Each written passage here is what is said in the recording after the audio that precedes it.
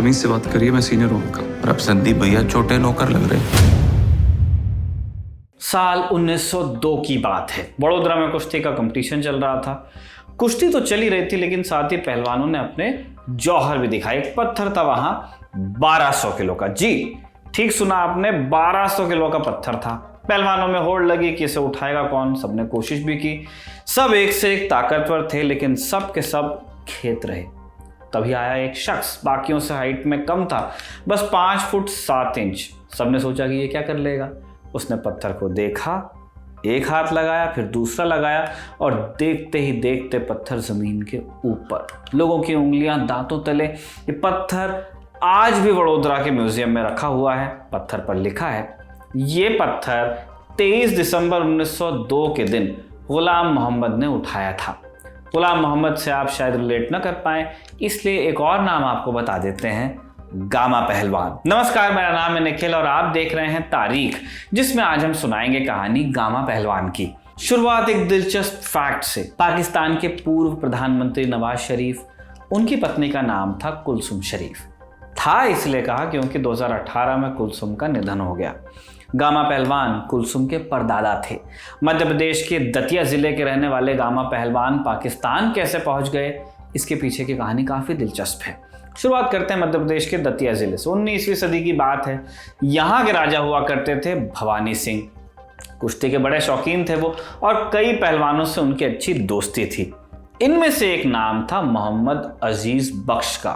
अजीज की अकाल मौत के चलते राजा भवानी सिंह ने उनके दोनों बेटों को अपने अंडर लिया और उनकी ट्रेनिंग की जिम्मेदारी ली। 2 भाई थे, गुलाम मोहम्मद बख्श और इमाम बख्श। गुलाम मोहम्मद बख्श के घर का नाम गामा था, इसलिए सब उन्हें गामा पहलवान कहने लगे।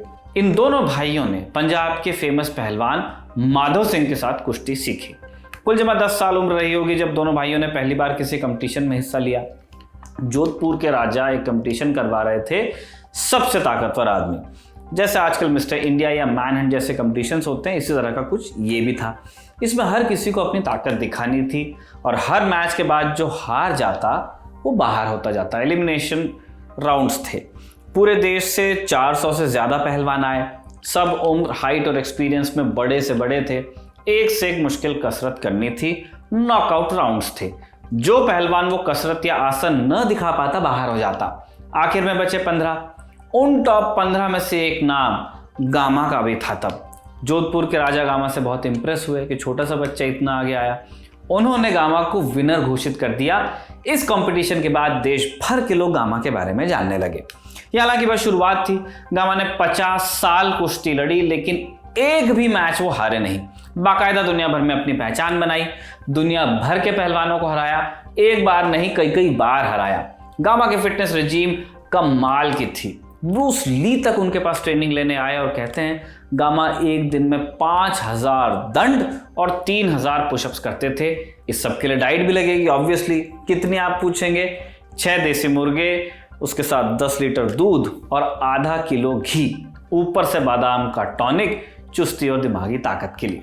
इसी फिटनेस रिजीम का नतीजा था कि गामा जब 19 साल के थे, उन्होंने तब के रुस्तमे हिंद को चुनौती दे दी थी।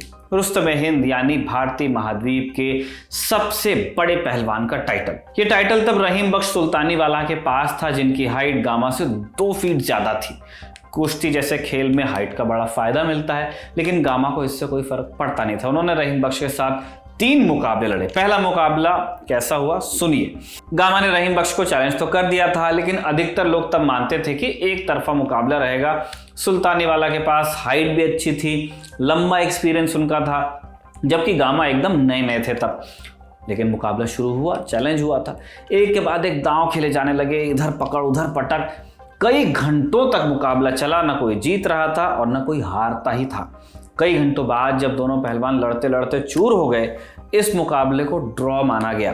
गामा जीत तो नहीं पाए, लेकिन रुस्तमे हिंद के साथ कोई मुकाबला ड्रॉ करवाना भी कोई छोटी बात नहीं थी। रातों रात वो इस तरह स्टार बने। कुछ वक्त बाद गामा ने रहीम बख्श को एक और बार चैलेंज किया। इस बार तैयारी के साथ गए। अखाड़े में उतरते ही गामा ने एग्रेसिव दांव खेलने शुरू किए। बीच कुश्ती गामा की नाक से खून भी बहने लगा, उनका एक कान भी कट गया, लेकिन इस बार मुकाबला रुका नहीं। गामा ने रहीम बख्श को पिछाड़ कर ही दम लिया। इसके बाद 1911 में गामा और रहीम बख्श के बीच एक आखिरी मुकाबला हुआ इलाहाबाद में। इस बार लाइन में था रुस्तम हिंद का टाइटल।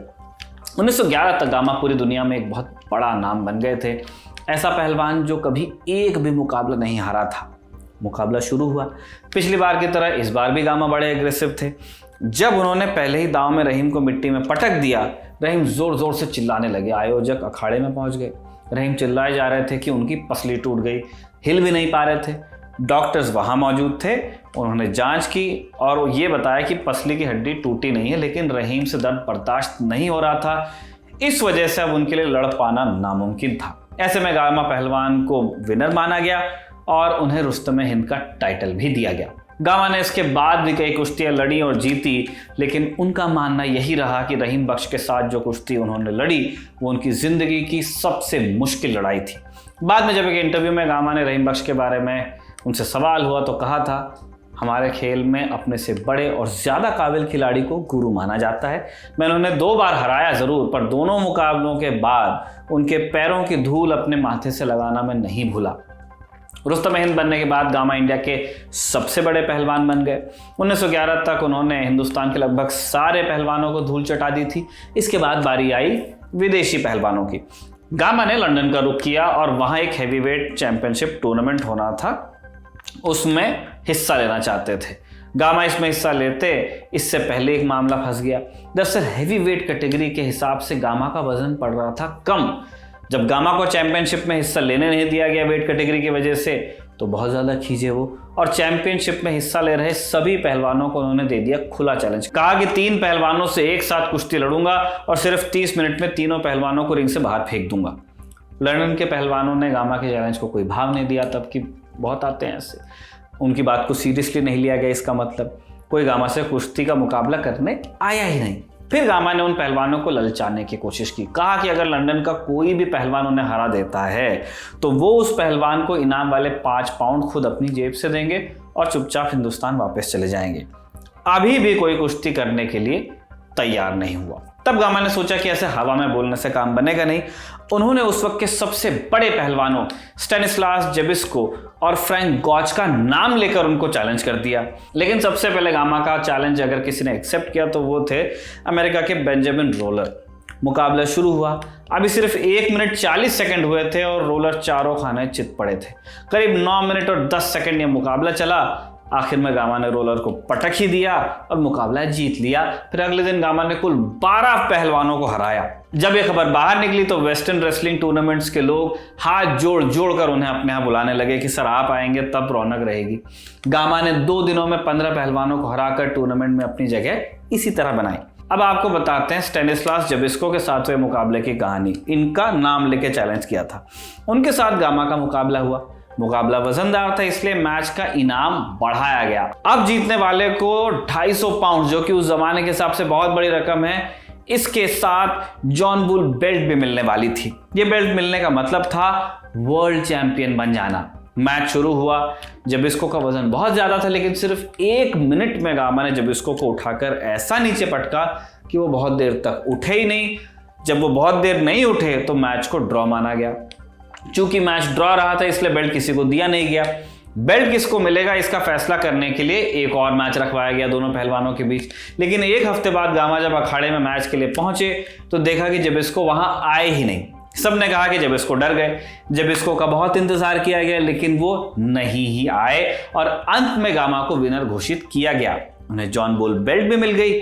रुस्तम हिंद से वो बन गए इसी तरह रुस्तम जमाना यानी वर्ल्ड चैंपियन। गामा ने इसके बाद एक से एक मुकाबले लड़े, जीते किस्से कई हैं, लेकिन कुश्ती से हटकर एक दिलचस्प किस्सा आपको सुनाते हैं। अब हिंदी के एक बड़े कवि थे मैथिली शरण गुप्त।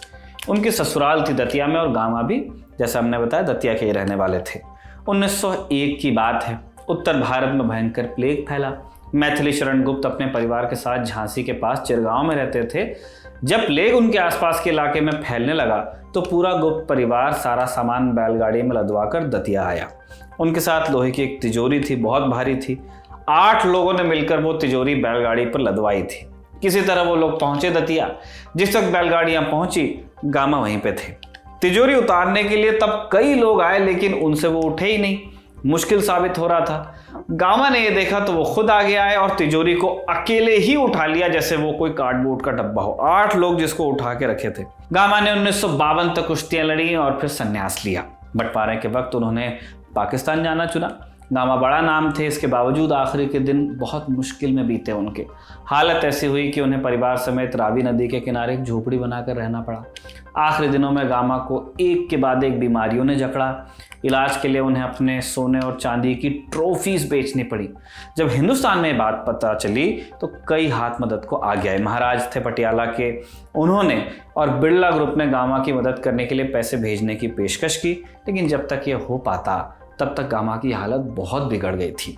22 मई 1960 को गरीबी और बीमारी से जूझते गामा पहलवान और गुलाम मोहम्मद बख्श की लाहौर में मौत हो गई।